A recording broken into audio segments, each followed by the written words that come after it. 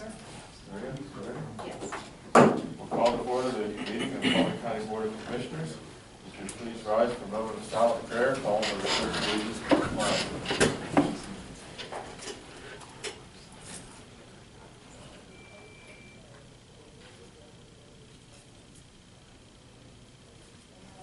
Amen. I pledge allegiance to the flag of the United States of America and to the republic for which it stands, one nation under God, indivisible, with liberty and justice for all.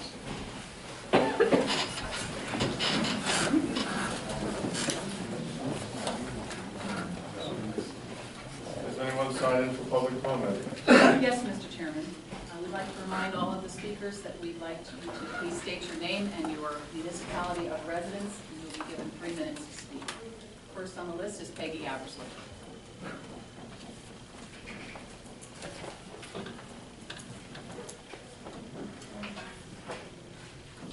Morning, Commissioners. Peggy Abersold from Middlesex Township. On behalf of the Board of Commissioners, I am pleased to announce that on August 1st, Butler County's new prescription drug and benefit discount card program with the Coast to Coast card commenced. With the Coast to Coast discount prescription and benefit card, families can save on their prescriptions. The Coast to Coast card will also provide discounts on other healthcare services such as dental, vision, hearing, diabetic supplies, and even savings on veterinary services and pet meds. The card is free, there are no restrictions. Anyone can use the card, and one card can be used for the whole family. It's a fast and easy resource to keep your family healthy. You will be able to print your free card at coasttocoastrx.com, or you can pick up your free discount card at your library, pharmacy, or at any county or municipal office. If you are currently using the NACO card, simply pick up a Coast to Coast card at your next pharmacy visit and enjoy continued savings. If you need further information, please feel free to stop by the Commissioner's office or contact me. Second, on Saturday, August the 24th, Penn Township will be hosting its Community Day from 1 p.m. to 6 p.m. Community days are a great way for neighboring municipalities to support each other and for families to get together. Saturday, September 7th at Sunnyview Circle, there will be a car cruise and crafts show from noon to 4. Vendors are wanted for the craft tables. If you need information and want to be a vendor, please call 724-477-1025. And for Butler County and Pennsylvania small businesses, the deadline to submit the Small Business DEP Energy Efficiency Prevention Grant application is September 6th. Eligible applications will be approved on a first-come, first-served basis from July 8th through September 6th or until funds are exhausted. If you need grant details, please call 717-772-8909. Thank you. Next is Adams Township Supervisor Russ Moore. Morning, Ross. Good morning, Commissioners. Thanks for having me today. I want to also thank Tim Geyer for putting this all together. I'm here today to talk about something that's pretty exciting going on in southern Butler County. I have my aunt with me, right here, my Aunt Mary Jane Ford with me, and we're here today to talk about the Adams War Memorial that we're going to be building in our wonderful park down in Adams Township. This was brought to us about 6 weeks ago by my aunt and uncle, brought to the actual supervisors at Adams Township, that they wanted to put this memorial together down at the park. And as when we met as the supervisors, we all agreed that it would be a perfect spot to have it. So we're here today to tell you a little bit about what we're actually looking to do with this memorial and asking for also a little bit of help from anybody in the county that we can get some help from. What we're actually looking to do is build a war memorial where it's actually going to be dealt with the people that have actually been killed in action or missing in action, or our POWs in the area of Adams, Mars, Middlesex, Callery, and Evans City, in Valencia.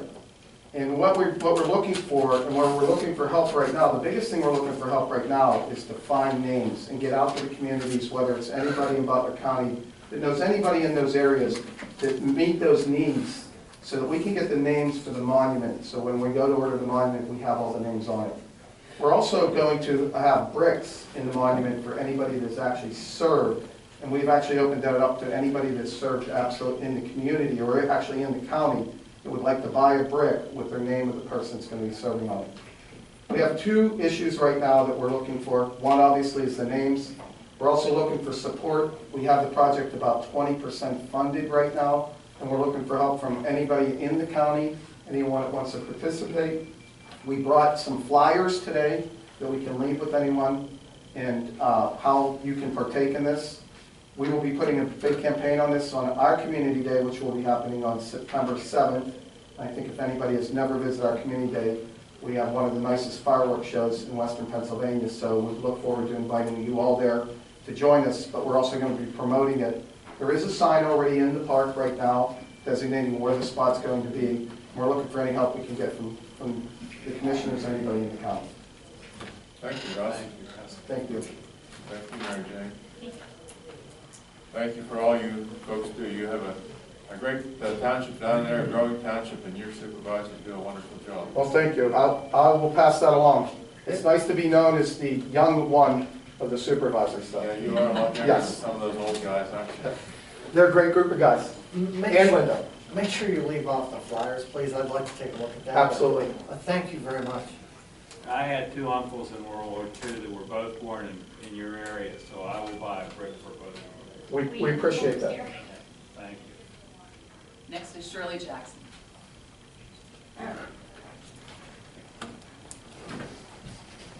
Good afternoon. Good afternoon. I want to discuss Morning. that. Okay, nice to meet you. Manny, Mo, and Jack, no. Mr. McCary, Mr. Simon. You guys make me smart. Well, I was told the children want me to ask, they need the sidewalks fixed by Monroe Hotel, okay? Because it's going like this. And they don't have for the wheelchairs. You know that street right there? They're fixing it, the other street. But when you walk down, you trip and fall all over the place, you know, it's really getting pretty bad. It didn't get done the last 2 years. It was overlooked. And number two, I'm aware of that the conspiracies in Butler, the lower, what we're having in Butler is people calling up lying and telling big stories on people. And I want to make you aware of that it affects the medical office, because when I was married to Greg Hill, somebody called in the medical office and said he was selling his pills. Well, my idea, they asked him to leave the office. He didn't do that. But I never knew in a county that somebody can call up and tell a lie on somebody and they react on it in a medical doctor, a mental health office, or the Board of Education. There seems to be some kind of criteria needs to be met in these situations. It's causing a lot of harm, actually. If a Justice Department doesn't get involved or tell a school system or a doctor's office or that this person is this, then the medical doctor shouldn't react to it, okay? But it's dividing. These kind of things are going on. These phone calls are coming in by jealous-hearted people.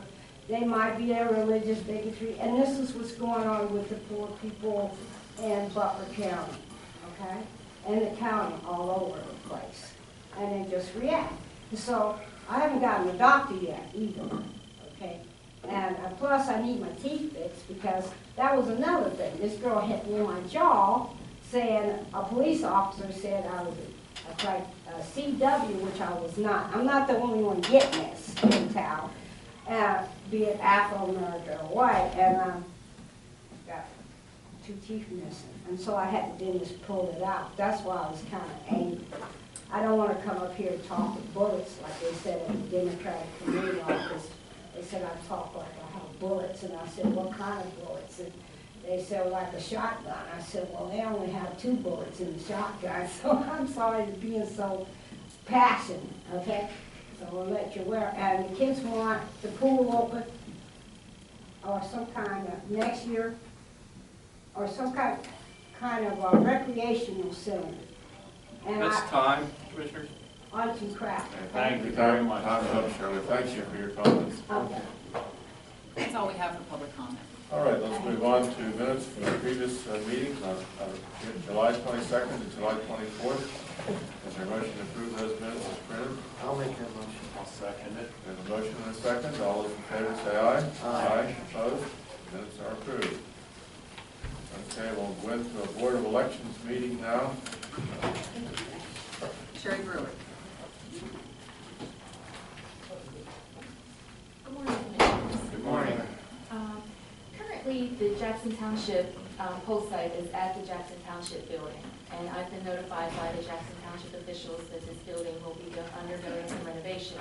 Therefore, it will not be available for the November 5th, 2013 election or the May 14th, 2014 primary. Therefore, I'm asking approval today from the board to move the poll site from the Township building at 140 McGill Road in Zillionople to the Rock Lake Homeowners Association Community Center at 113 Rock Lake Drive in Zillionople. And I ask your approval of this. Is there a motion? I'll make the motion. I'll second that. We have a motion and a second. Discussion. Those in favor say aye. Aye. Aye. Aye. Opposed? Motion carries.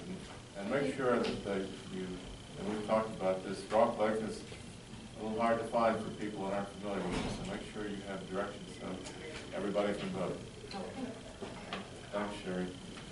We have no old business this morning, no proclamations and certificates. So moving on to new business, the first item is under court administration. Tom Holman.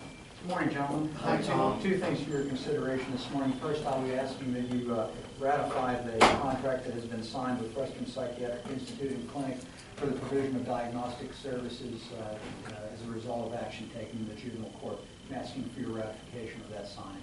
I'll make that motion. I'll second it. There's a motion and a second. Is there discussion? Those in favor of the motion say aye. Aye. Aye. Opposed, no. Motion carries. And the second thing I have is I'm asking for your approval for us to make application to the Department of Public Welfare for the 2013-14 Access and Visitation Grant. It's a pass-through grant that goes directly to family pathways for the provision of services there. This is probably the 12th year or so that we've had access to this grant. As a pass-through grant, they take care of all the paperwork and there is no county match involved. I'd ask for your permission to make this application. I'll make the motion. I'll second that. Is there discussion? Those in favor say aye. Aye. Opposed? Motion carries. Thank you, gentlemen. Thank you, Tom. Next, under emergency services, on behalf of Steve Weishaus, we're seeking your approval of an agreement with DQE Communications LLC for optical fiber for the communication center's fiber connection. This is part of the West Core project. The contract will provide connectivity to our neighbors and is essential for the sharing of information moving forward. The contract is for 20 years at $400 per month, which will be partially reimbursed through wireless funds. Can I have your approval, please? I'll make the motion. Is there a second? I'll second that. Discussion? I'd just like to alert the public to this. I believe, Bill can correct me if I'm wrong on this, but we can get out of it yearly. It's a 20-year contract. It goes up every year, right, Bill? I believe that's correct. Yeah, that Steve informed us on that. I wasn't sure whether the first was 1 or 2 years, but we can get out of that contract at any time, so we're not fixed there for 20 years solid. Okay, well, thank you. Okay, those in favor of the motion say aye. Aye. Opposed? Motion carries. Next, under the Community Development Block Grant Program, Wendy Leslie. Morning, Commissioners. Hi, Wendy. Aye. First item, we're asking your approval to adopt an anti-displacement and relocation plan according to the CDBG rules and regulations in order to protect Butler County citizens from becoming homeless due to demolition or rehabilitation of their homes. This plan is required by the grant and will assure assistance in relocating occupants of homes being demolished or rehabilitated. We ask for your approval. I'll make the motion. Is there a second? I'll second that. Discussion? Those in favor say aye. Aye. Opposed? Motion carries. Second item, we're asking your approval to adopt the CDBG program income and reuse plan that is required by the program. This will assure that the reuse of any income generated by a project done with CDBG funds will be used in accordance with all CDBG rules and regulations and meet all CDBG criteria. We're asking for your approval. I'll make that motion. I second it. Discussion? Those in favor of the motion say aye. Aye. Opposed, no. Motion carries. Last, we're asking your approval to adopt the Butler County Citizens Participation Plan required by the program. This assures that citizens are given the opportunity to comment and participate in the discussion on the use of CDBG funds. This is the same plan that the county has been using for years. The date of the original adoption is not known, and therefore we're asking for a readoption of this plan. We ask for your approval. Is there a motion? I'll make the motion. I'll second that. Discussion. Those in favor say aye. Aye. Aye. Aye. Opposed? Motion carries. Thank you. Thank you, Wendy. Next, under Area Agency on Aging, Beth Carroll. Good morning. Morning. This morning, I'm requesting your approval on the approval of contracts with providers serving the older adults through the Home and Community Day Services programs. The term of all contracts is July 1st, 2013 to June 30th, 2014. There are no county funds involved, and payment is made out of the Aging Block Grant and Lottery funds. Service areas include in-home services, remote monitoring services, personal assistance services, and coordination services of the ADRC program. The first is a renewal with Jeff Support Services for Independence. It's a consumer-directed in-home services for the PAS consumer model, the monthly FMS, and the initial FMS services. Renewal with Concordia Lutheran Ministry for Excuse adult. me, do we have to do these one at a time? But Mike, No, you know? You can do them as one motion, it all has to be in the motion, though. You don't have to vote, you can vote on them collectively if you like. Okay. It's important that the minutes reflect that you approved each individual contract, though, but it can be in one motion. Thank you. Excuse me, Beth. Can we keep one now? Got keep going. Renewal of Concordia Lutheran Ministries for adult day services. Renewal for Community Care Connections for adult day services. Renewal of Life Steps for adult day services.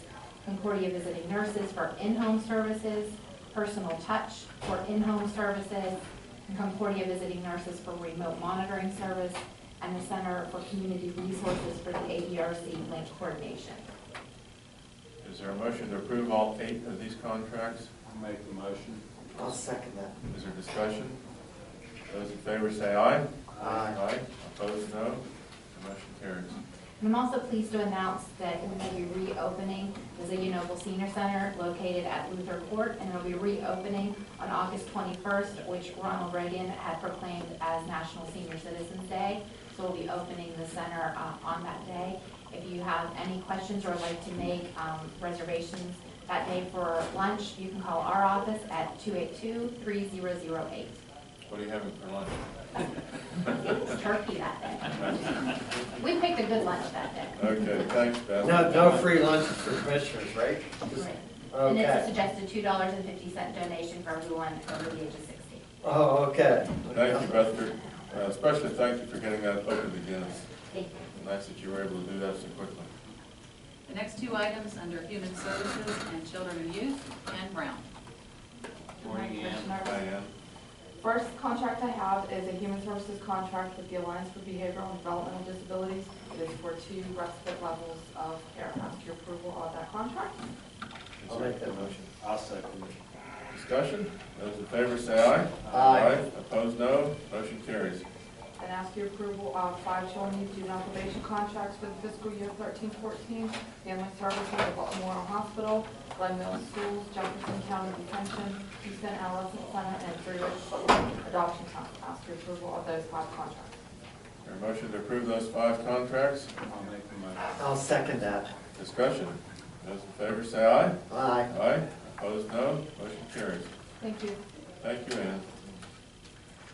Next item, under the Redevelopment Authority of the County of Butler, we're asking for your adoption of Resolution 2013-09, authorizing the release of affordable housing deeds fee funds. This is Act 137 funds, in the amount of $60,000 a year for a 3-year period, for a total of $180,000. And this is for the Butler County Blight Prevention and Mitigation Program.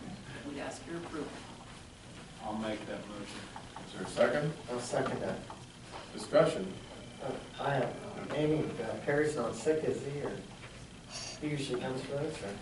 That's correct. He had asked whether it was necessary for him to come to present this item. I did consult with the chairman on this. He didn't feel it was necessary for Oh, Gary okay, to- so he's in good shape, he just wanted to be efficient, okay. Yes. We thought we'd play along without periods then. I miss him. All in favor of the motion, say aye. Aye. Opposed? Motion carries. First item under Commissioners is the discussion of status of the arbitration between the Butler County and the Butler County Probation Officers Association. And I would turn the discussion over to Solicitor Mike Ingley.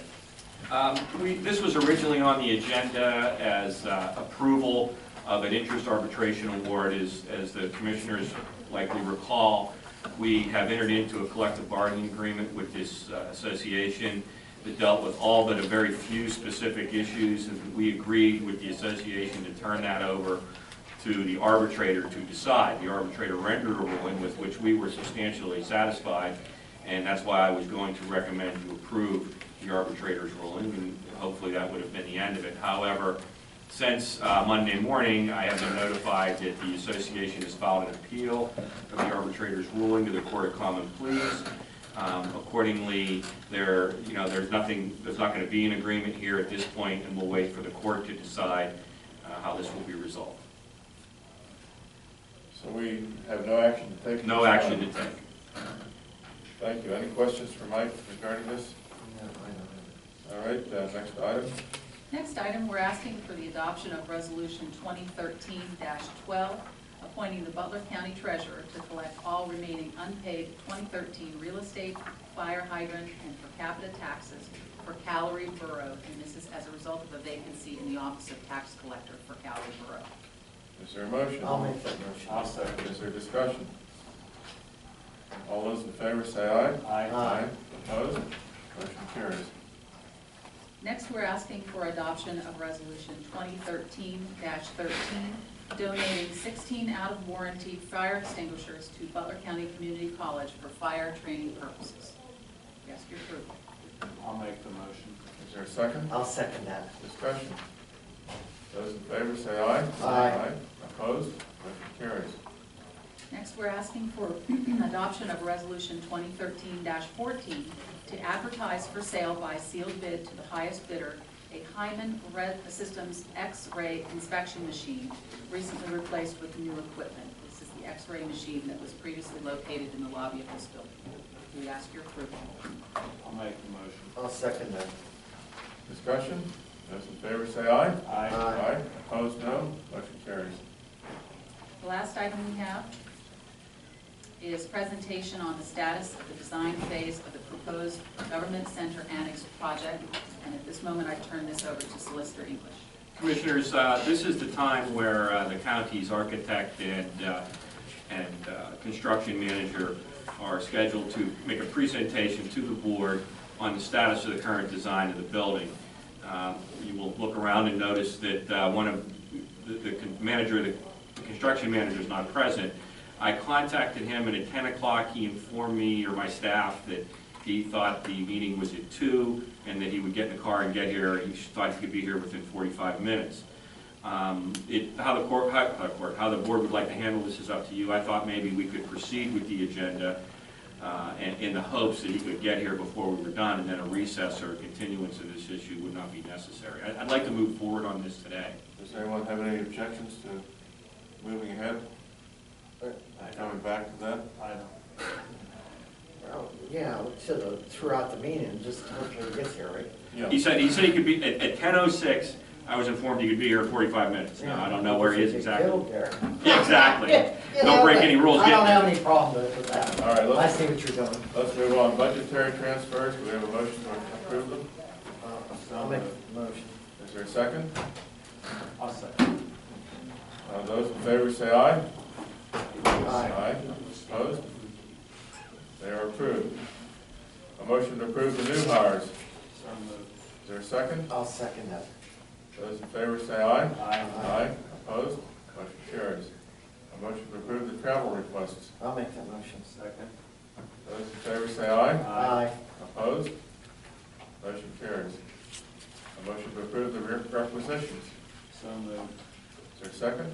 I'll second that. Those in favor say aye. Aye. Opposed? Motion carries. A motion to approve the check register. I'll make the motion. Oh, sorry, second, I'll second, yeah. Those in favor say aye. Aye. Opposed? Motion carries.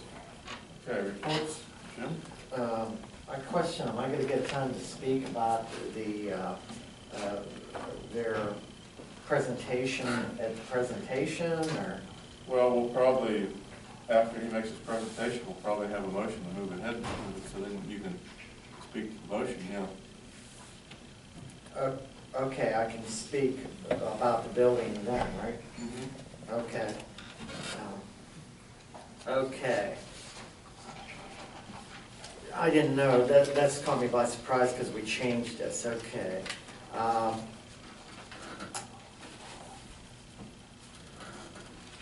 Okay. Let's, okay, I'd like to speak about Butler Eagle article 72913. The name of the article was Timing, Key to the Lawsuit, and Action Pending on Jury Commissioners. This letter was, or this article was about, pertains to Bill McCarran and Dale Pinkerton's eliminating the elected row office of jury commissioner after the primary election. And the people there, the 4 people involved in this article, I really respect, and I'd like to go over that. The article really, it upset me a little. And I'd just like to tell the people about these individuals. Larry Thompson, he was a former jury commissioner, and he is now in the Register of Wills office. I think he's a great person. He's really dedicated. I mean, he didn't do that jury commissioner job for money. He believes in it, and I mean, he's really a good person. He's also a 20-year military veteran, which I really commend and really respect the fact that he served the military. And he doesn't just, he believes in our democracy and our Constitution and lives it, okay? Larry Thompson is a fine individual. Then we come into Clinton Benetti. He's a family man. He works 2 jobs. One's Penn Township.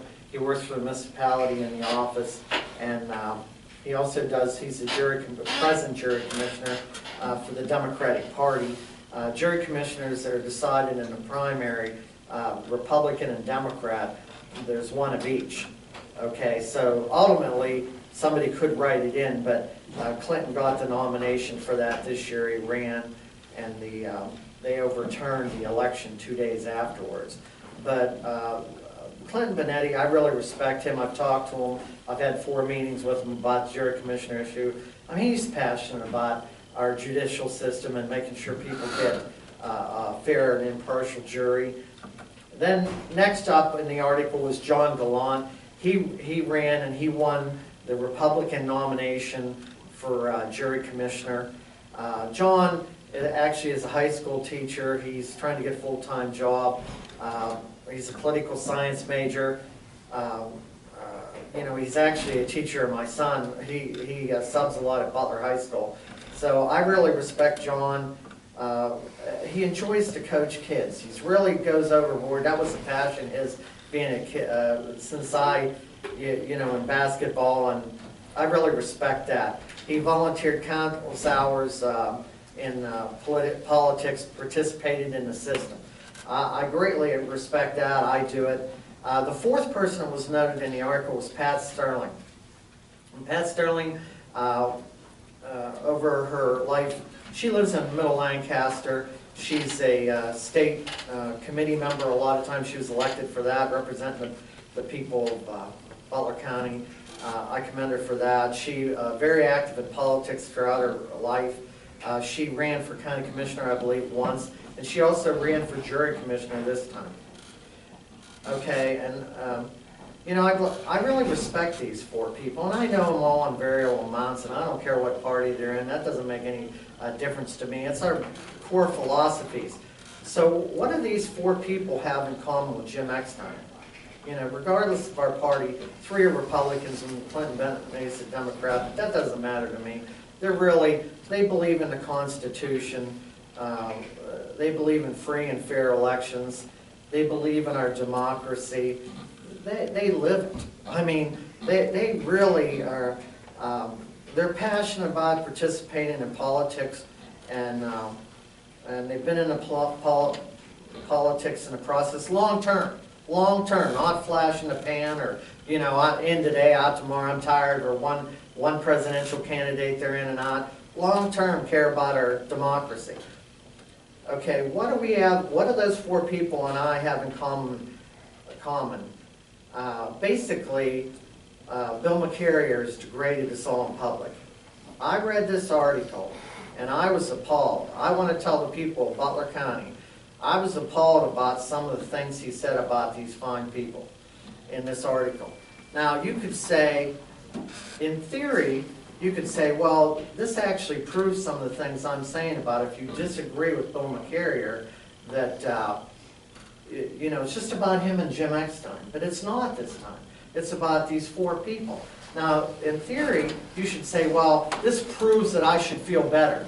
I should feel better about this because now there's five of us. But I didn't feel good at all. When I saw this article, there's a comment here, McCarrier said Wednesday, the letter almost seems like blackmail. Larry Thompson wasn't or Clinton Benetti wasn't blackmailing anybody. They put out a letter to tell them what they were going to do because they didn't want to sue, and they wanted it to be overturned. They wanted the consideration to reconsider the decision because they felt it was wrong, that they did away with the jury commissioners. To the very best of my knowledge, and it also is in this article, that it was the only county in the state of Pennsylvania that elected people and then took them out of office. Now, we all respect being, you know, when you take our electoral process and elect people and just arbitrarily throw them out of office, that is not a good thing. Okay, you can say there's this law or that law, or, you know, but our democracy is not like that. We're not Egypt. You know, it's not that way, and this is very sad to me. And also in the end, McCarrier expressed, here's a line it says at the end, which I find very degrading to these fine people. McCarrier expressed doubt such a lawsuit would be successful, saying civil complaints can be filed for any reason. Anybody can sue anyone, anytime, for anything, he said. Well, I thought maybe he was referring to Dale Pinkerton in there and when he sued me. Okay? That's basically what he did. His suit's garbage. He's still, you know, but Bill McCarrier said this, you know, to these fine people about their values, about their constitutional beliefs. Okay? And, you know, I thought it was very, very bad. Okay? You know, anybody can sue anyone, anytime, over anything, Mr. McCarrier said. You know, there's an election being overturned, our democracy is at stake, and he comes up with these trite things. I think it's appalling, and it's sad. When I read this, I was not happy because there's five of them. I'm really sad about it, and I still am, because of these fine people. Thank you, I'm done. Yeah. Thank you. First of all, I have no disrespect for any of the people who ran for that office. It's always been about the money that the county saves. And it can be as much as $70,000 a year, and in 10 years, that's $750,000 that we are going to save the taxpayers of Butler County. The courts just upheld what we have done, and they're going to bring it up again. But I personally feel, as the elected official that you folks elected me to, that taking care of the money in our county is what I'm here for. And $70,000 a year doesn't sound like much. You say, oh, that's a drop in a bucket on our budget of $190 million. But in 10 years, it's almost $750,000. So I'm not against what I feel confident what I did was right. The other two things that I'd just like to take a minute and talk about is on July 27th, we had the Butler County Veterans Service Korean War Armistice Luncheon. And we honored 32 Korean veterans from Butler County at a dinner. It was actually a luncheon. And it was a wonderful, wonderful dinner, and it got a lot of people together that hadn't seen each other for years, and they told the stories. We had Mike Kelly was there as one of the speakers, Lieutenant General Don Snyder, and they had the Korean Consulate General in New York City, Consul Yeonjin there. And he talked about how our military, between our American military and the Korean military of Southern Korea, work together on a day-to-day basis, every single day. And it was a very, very uplifting luncheon for the Korean veterans, and we thank them for all they did. And the other thing is that we have 2 more nights of the Boom Blast out at Cooper's Lake, and if you haven't been there, it's beyond anything you can imagine. It's fantastic. The first night they had one little glitch. One of the companies, something went wrong with the computers, and they finally set them off just by hand. But the fireworks were beyond anything that I could imagine. I do suggest that you take earphones and make sure that you take a chair to sit on, but it is really well worth going to see, and it'll be tonight and Friday night, and will be the final night. And these are people from all over the world that are there presenting these fireworks. Thank you, Bill. Thank you.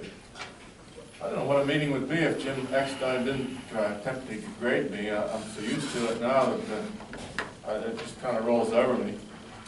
I think there's only been 2 meetings in all the time we've been in here that he hasn't made derogatory comments about me, which is fine.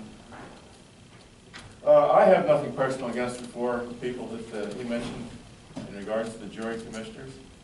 However, the County Commissioners Association of Pennsylvania started this process some time ago to make it possible for counties to eliminate jury commissioners. And just this past week, we were at the CCAP convention in Erie, and the president of the association, Christian Leinbach from Berks County, said he was very pleased that we were able to have a success in this area. Yes, we followed along with the power that they gave us to eliminate the jury commissioners. Yes, we were the only county that had elected them in the primary. However, as I've said before, as the Constitution says, a primary is only a nomination process. It is not an election. Whether they be jury commissioners, county commissioners, whatever. Everyone must stand again for election in the fall, in the November elections. Even though the jury commissioners are slightly different, because they don't run against a person from the opposite party in the fall. But as we've said before, any person of the same party can run a write-in vote. Whether it's ever been done, I don't know, but it is possible. It's part of the constitutional process. And the fact that they are not, they did not win yet in the fall, they are not elected. And you're not in office till you're installed after the election. So we did not do anything wrong according to what we were told by the County Commissioners Convention and by the state legislature. Now the Supreme Court may rule differently. I understand the Commonwealth Court is going to have their decision will be appealed to the Supreme Court, and if they rule differently, then we will have to change what we did. But until that time, it will stand.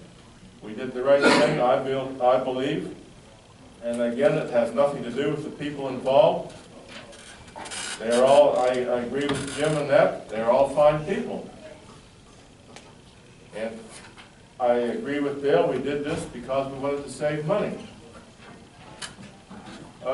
We're going to, still waiting for this gentleman. My report, I was going to talk a little bit about this building, and I would like to do that now, before we have the report from this person. We've been accused of trying to force this building through, of ramming it through. Back sometime in 2011, I believe it was, the former Board of Commissioners decided to have a study done to examine the needs for space in our courthouse, in our government center. And it was determined that there was a great need for space. We have overcrowding. We're renting outside space. The report estimated that a 3-floor new building would cost $10,198,000. If we were to add a fourth floor for future expansion, it would add another roughly $2 million to that, or roughly about $11.4 million for a four-floor building. This was back in November of 2011, 2 years ago. The Board of Commissioners then took upon themselves to do a study to determine what the best method would be to meet the needs that are required for the space requirements. We had, Jim did a study on his own. Dale and I had Dick Riddleman, who is a retired architect from Burt Hill Riddleman Associations, now Stantec. Very, very astute man, very knowledgeable. He did this for the county, prepared a long report. He charged us nothing for it. He determined the best way that we could meet the needs for the county, not necessarily the most inexpensive, but the best way to make it most efficient was to build an addition onto this building, or build an addition next to it, at approximately this cost, about $11.4 million. And we proceeded then to hire a construction manager. This construction manager came up with a price which was about $12.1 million for this four-floor building. It's up slightly, but then there's 2 years difference. The thing we have to remember, we're not building just for today, we're building for the future needs of the county. If we were to build just the space we need today, we would be negligent as commissioners, because we have to approve, or we have to allow for future expansion. Now, it's unfortunate that government does expand. No one wants government to grow, but as the county continues to grow, so does the government. There's need for services. In general, we're handed down programs from the state, from the federal government, that we are mandated to implement in Butler County through human services, through other areas of our county, other agencies. Most of the budget for Butler County, our budget's up around $190 million. The general fund budget's only around, I think, $59 million. So most of the money that gets through Butler County comes from the state or the federal people. And so they have control over us. They tell us what we have to do in the form of programs with this money. But we have to have the tools for the people who implement these programs to do this. And to do this, one of the tools is space. We have such overcrowding up in children and youth. It's just unbelievable the way they're crowded up there. The juvenile probation is down in the tier parking garage. If we were to move this, if we were to build a building elsewhere or buy a building elsewhere, it would work, but not as well, not as efficiently. It would cost us more money in the long run. We would have to implement security at that building at the cost of $200,000 a year. We would have people running back and forth from that building because children and youth people, adult probation people, they're in and out of court all day long. And they would be carrying records up and down the street for their court appointments. We're not just building this for human services. I've been told by our president judge that in a few years we'll probably need another judge. So we have to have more courtroom space. And as I've said before, the majority of the growth in Butler County, or any county, is not from the growth of the government itself, it's from the growth of crime that creates more government jobs. We have, I think, 40 people in children and youth, is that right, George? 40 caseworkers? 36 caseworkers. 36 caseworkers. And I've said before, as I'm old enough, I remember when Mary Parker was the only caseworker. I knew her well.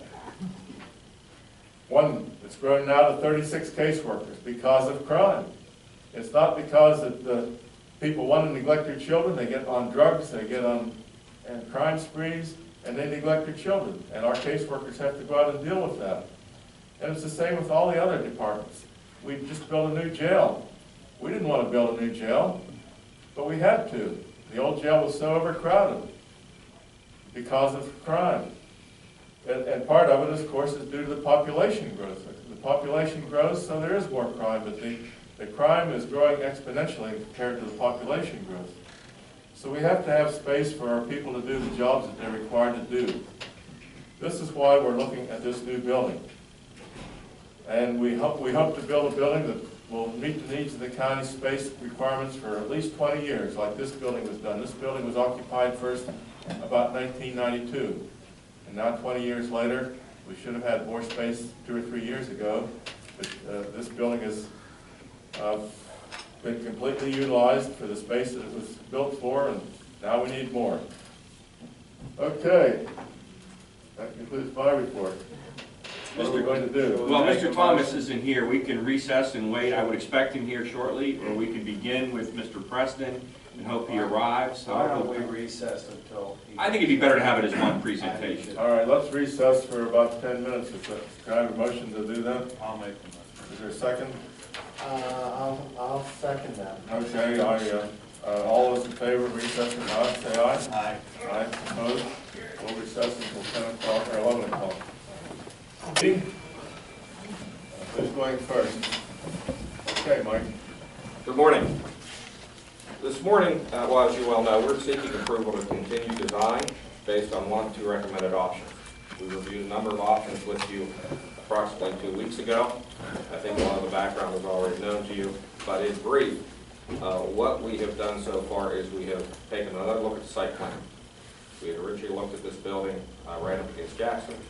We've also looked at it next to Washington.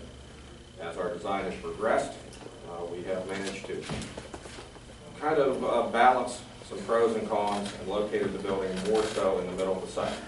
What that's been able to do for us is maintain a transformer in this location, which is going to reduce construction costs and ease phasing, and we've still been able to maintain a fair amount of parking in the front of the building.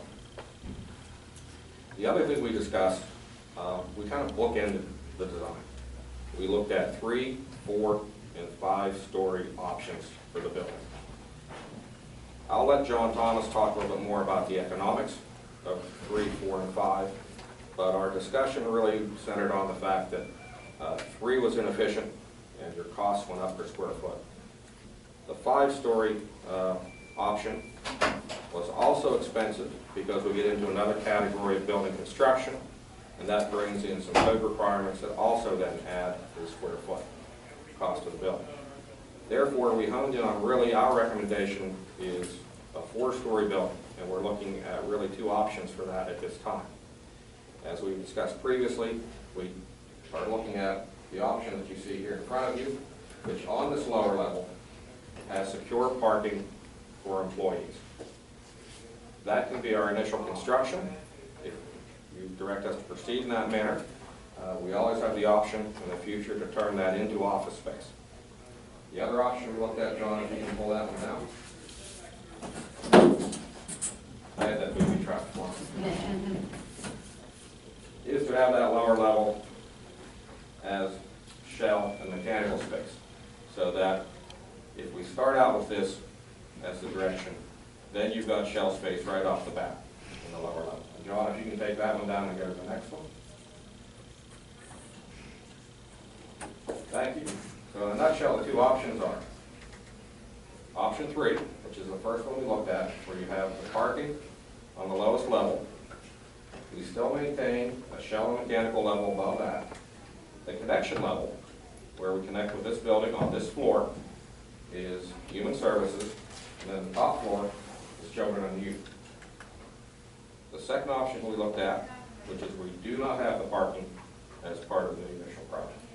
We have shell and mechanical on the lowest level. The next level up, children and youth. Human services maintains that position as the point of connection with this building, and then shell on the top floor. With that, I'll turn it over to John to talk about, well, not the nuts and bolts, but the dollars and cents. Okay, thank you, Mike. This is actually a nice slide or a nice board to look at to get an understanding of the options and how they work together. And as Mike said, we did look at other options, 3-story options, a 5-story option, and we also looked at moving the building to different locations on the site. And we found that for comparing all the options, the best place to put the building on the site was closer to the middle.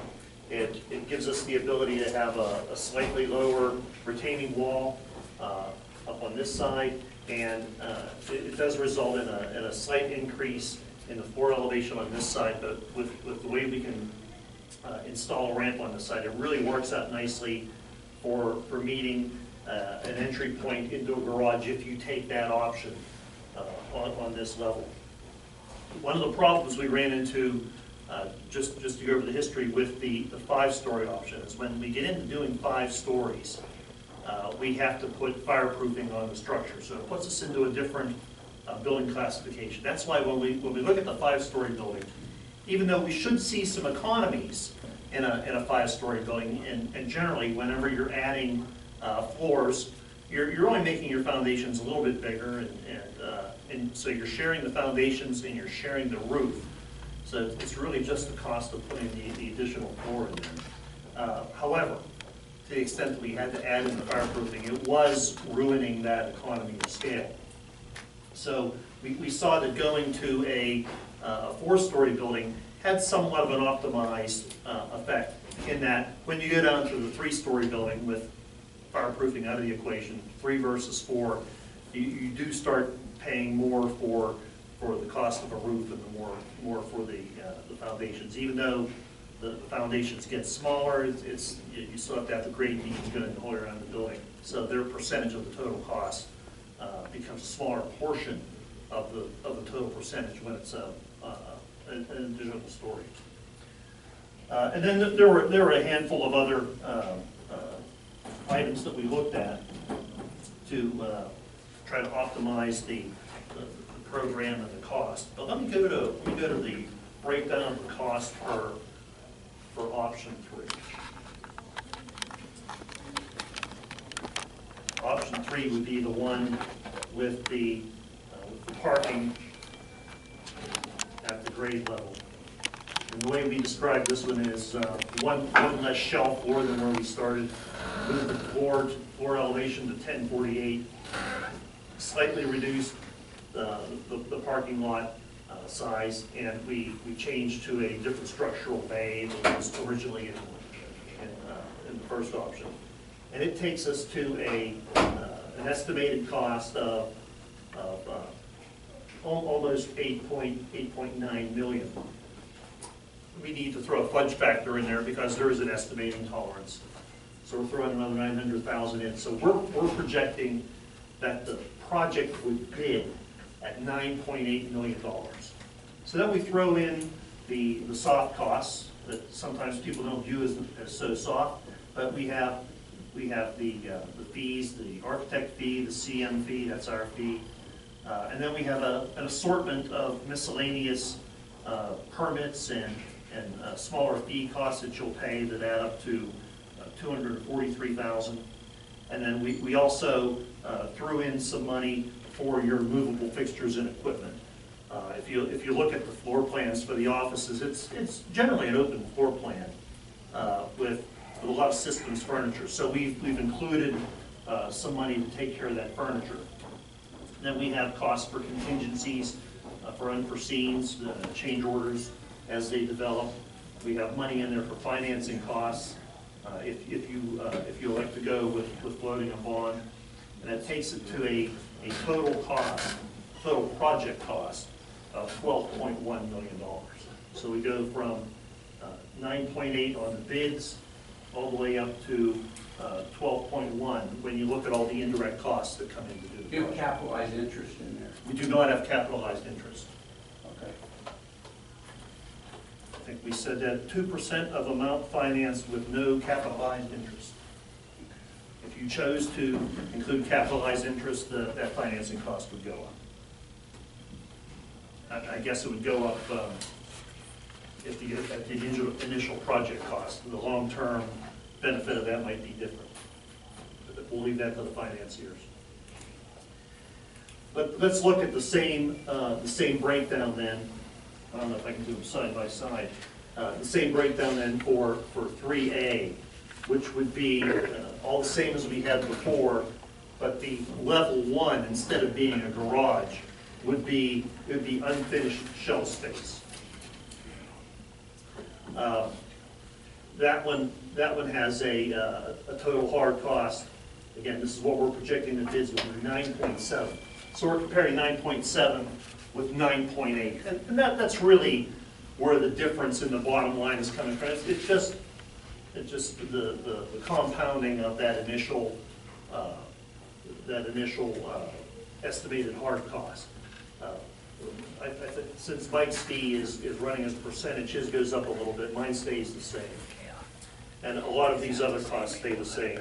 The bottom line is it goes down to 11.997, so let's call it 12. So there's a difference of about $100,000 between the two schemes. And I would just say that at this stage of the game, that's well within the estimating tolerance, that you could easily conclude that these two options are the same amount. $100,000 with a schematic design at this stage of estimate development, I don't really see a significant difference in the cost.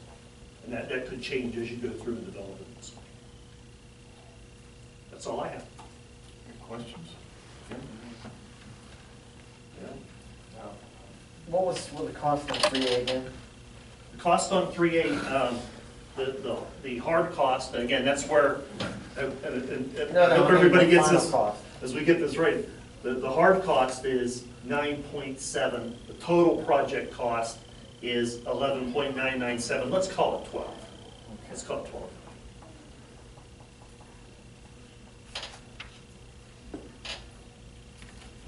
And I know a lot of the times the reporters get a hold of this and they think the project cost or the total project is getting more expensive when you start throwing in the fees, but you have to lock on to the fact that we have a bid price that we're trying to deliver with the construction contracts, and we realize that there are a lot of other costs that go on top of that. So you really pay this quote. Any other questions? No.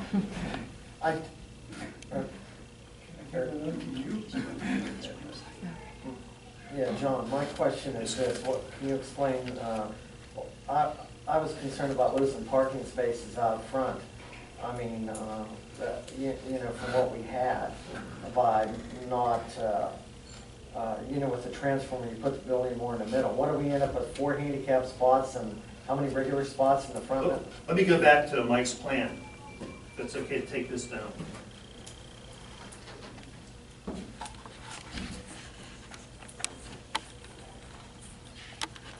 Again, this site plan is the same on either option, with the exception that the parking the secured parking that you're providing is indoors. So if you look at what's on the site, you have 1, 2, 3, 4 accessible parking spaces and 1, 2, 3, 4 regular parking spaces. Okay. Now, how many parking spaces are in back? Do you recall? 18 or? Yeah. I would say probably twice as many as this. Yeah, I thought there was 18. Well, let's just say that the area is probably twice as much. It's not, as you can see, when you do a handicap parking spot, it gets a lot bigger than a regular parking spot. But just, Judge, and I don't know it as intimately as you do, but I think it's just about the whole way across. It's done on this side. Right, and the elevator's there too, correct? The elevator is here. Oh, okay. Okay. John and Mike, at the last meeting we talked about other options for that handicap. Did you explore those with the sheriff's department or the city? Not yet. We wanted to get direction on this and then start that whole discussion all at one time. For anybody else, the discussion was, at this point, we have a separate elevator, similar to what you have in a parking deck, that's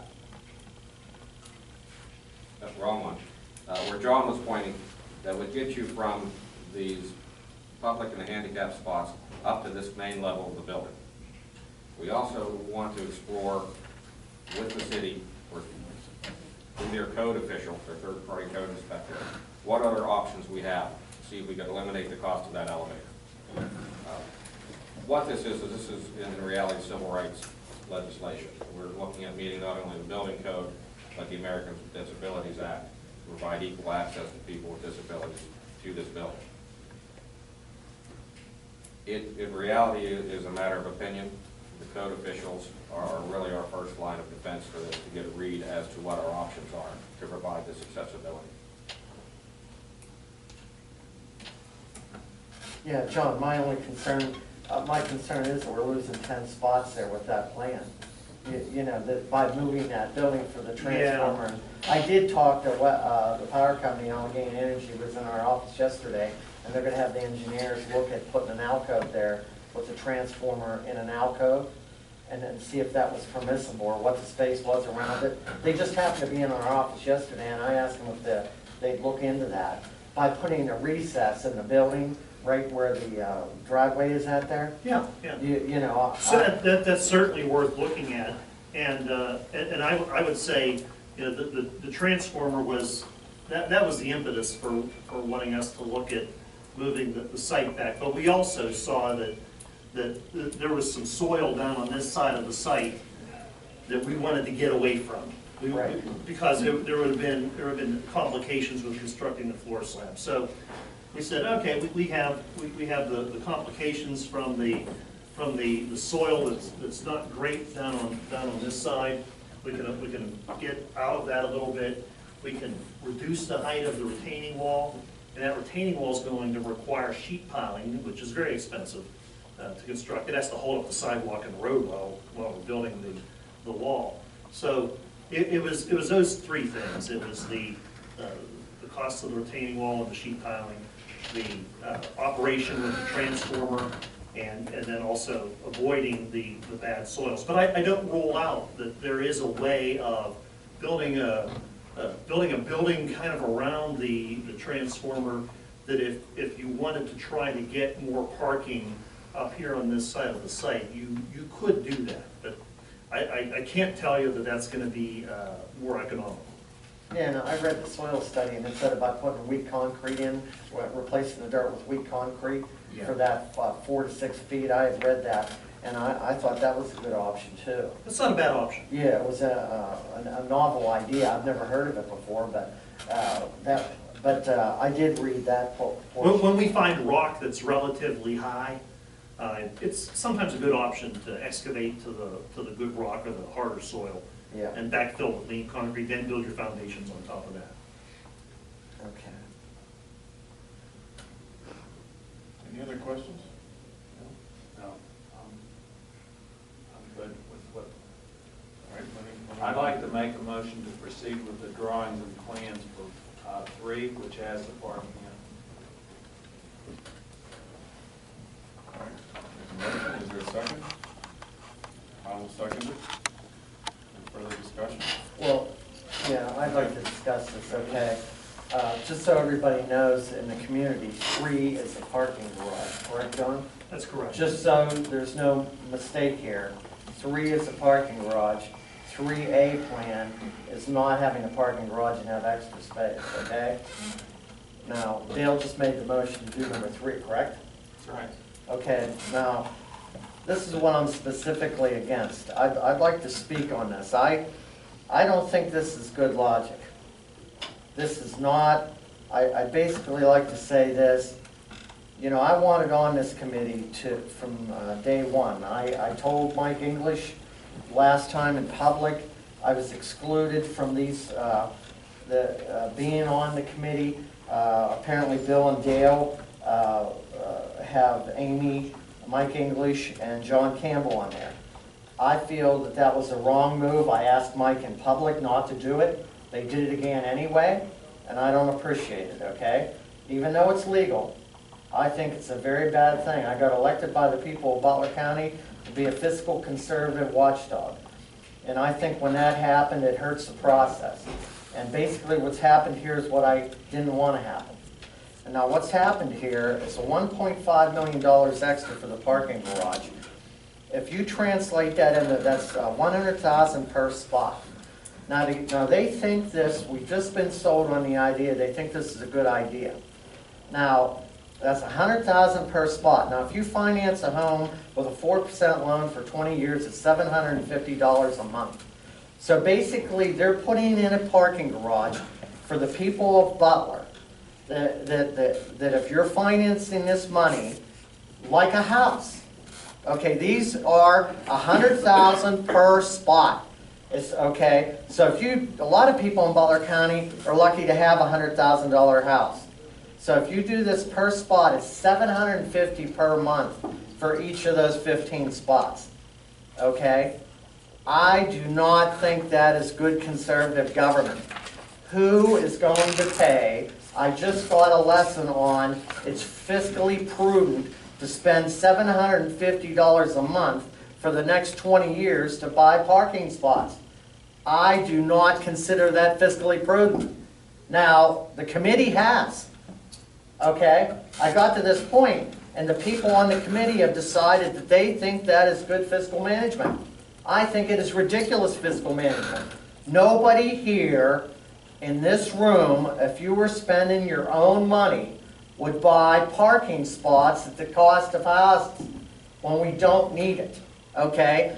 Now what, you know, these spots, now who's going to be in these 15 spots? Politicians, you know, row officers, judges. When has anybody in the state of PA seen politicians give up their perks? Nobody can. They don't give up per diems. They don't give up health care. They might discontinue it for the next guy. But they're saying that this parking garage they're trying to sell on the fact it can be made into something else. I think that is a pipe dream. I was a contractor for all these years. They didn't think I was qualified to be on there. Mike English said it's legal. They excluded me. I asked him not to do it. I asked him specifically in public not to do it. He decided to do it anyway. So he feels that Amy and him are better to be on that committee, and I don't care if they're on it, but I wanted to be on it to discuss these issues. Apparently, you know, we've gotten here, Dale made the motion to come up with these spots at $750. Now how much do the judges, we've got people, the people parking these spots, judges make over $200,000 a year in wages and benefits. Commissioners make over $100,000 a year in wages and benefits. Row officers, they make over $100,000 in wages and benefits. The DA makes over $200,000 in wages and benefits, okay? And we're giving them a perk of $750 per month spots. Now, how much do they pay now for the spots out back that don't have a roof over them? Zero. The answer is zero. And the employees, the rank and file employees of this county spend $40 per month. These individuals making the big money don't pay anything. They're not going to pay anything on the $750,000. And who thinks that would matter? If they did, what are they going to pay, $100 a month? You know, you're still talking $750 a month for these luxury parking spots. Now, this is not good government. This is not, you know, they excluded me and they lectured me here or gave the proposal and said, let's go with it. Dale said, let's go with these spots. You know, the people of Butler County, these are 100,000 buys a house and they're doing that. Now, I think it's ridiculous, okay? I don't disagree with John about the 4 stories. We discussed that thoroughly. I'd recommend, you know, somehow moving the building back and keeping the spots we already had. That's, you know, there's a parking, by God, there's a parking garage right next door. I can get rid of the $1.5 million parking garage under the building, buy a house and tear it down across not very far away and get spots for $250,000 for all the spots, not $1.5 million. That's good government. And if you want to displace some workers in the parking garage, Dale says, well, there's no parking spots available in the parking garage. Well, some people have to move out of there so the judges and the commissioners can walk across the street and get a little snow on their head or rain to get to parking. Now, what's wrong with that idea? You know, we can give the you know, the other parking economical parking spots to the workers and have the judges and I just walk, you know, the building, there's only an alley there. You know, we're talking 25, 30 feet, you know. So then I think we should be able to walk 25 or 30 feet and walk into the parking garage. It's not like we're walking a block. So anyway, then there comes security. I want to address security on this. They came up with the idea we have 2 homicides per year in Butler County for the last 15 years on average, and the judges are going to get shot. So we need this parking garage. They came up with, we need the parking. Okay? I don't think that's going to happen. But when you do that, I mean, I think that's ridiculous. They didn't bring it up today, but one thing about it is Stantec doesn't have security under contract. They do not have any expense. They're not liable for security in the contract at all. Neither of these two gentlemen have any you know, that's not in the contract. They're not liable for that, okay? So if security is an issue. Now, it gets me, everybody recommended here that we put in this parking garage where you can come in and somebody can blow up the building from the middle of the parking garage. Okay, now, you could say, what's the chance of that? There's no chance. Well, why do we have bomb posts out front of this building?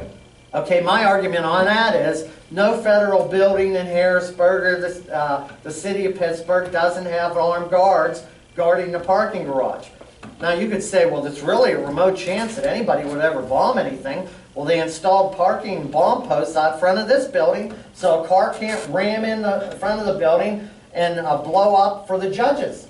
You know, the judges are right above the entry. Anybody can see that. Just go up the elevator and look, see where they're at. They want to protect the judges, so they don't do it. Now they give me this proposal right here. The judges aren't above this, so you're going to let a car go in and CYS and Human Services in there.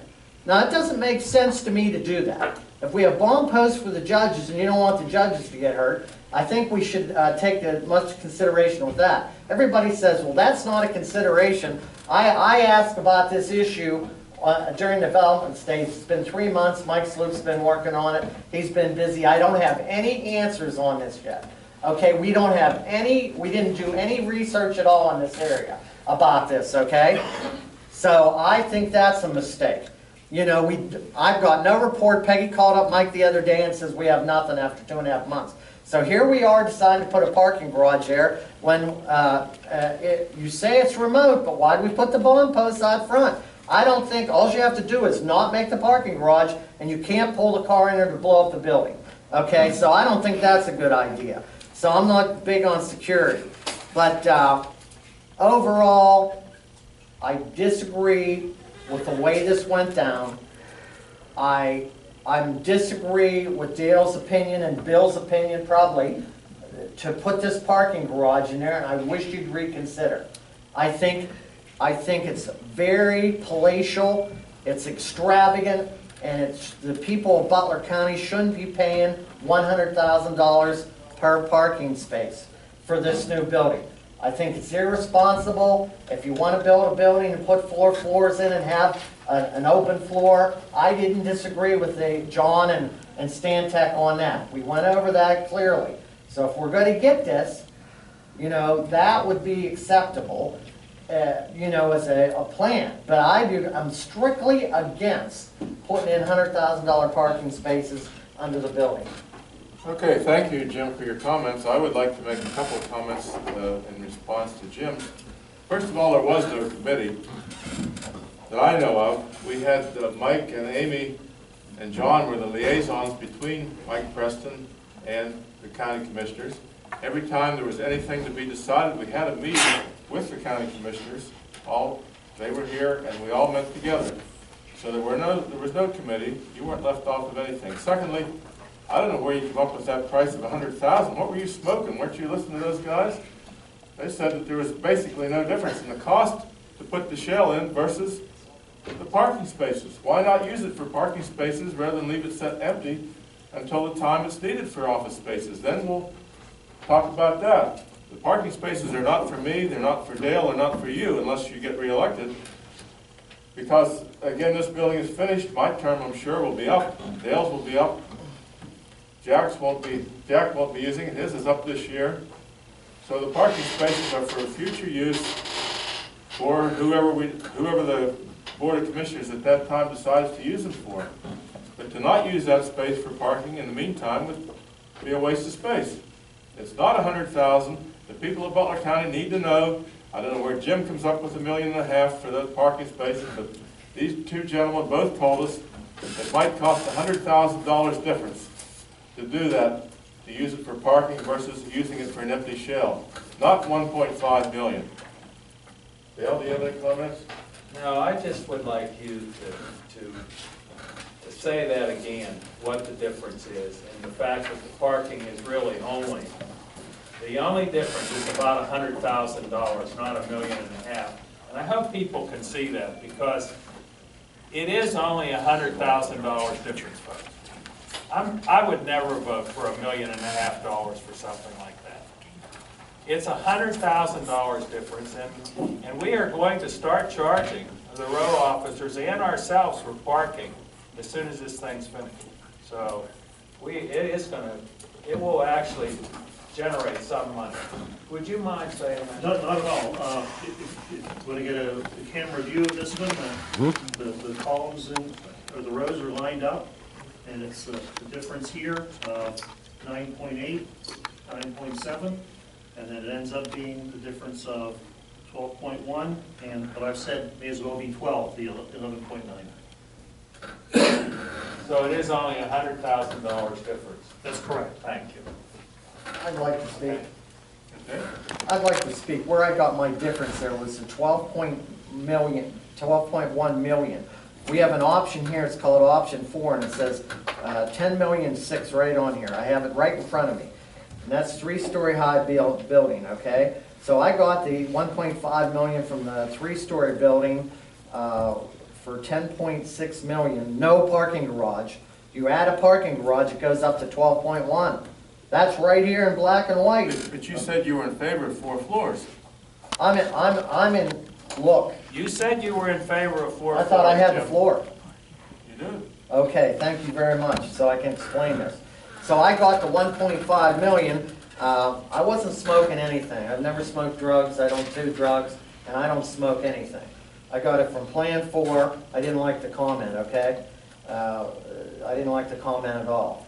So option 4 was 10.6. It says right here, it's on the internet, and option 3 is 12.1. So the difference between those two is 1.5 million. I do not believe that is the difference.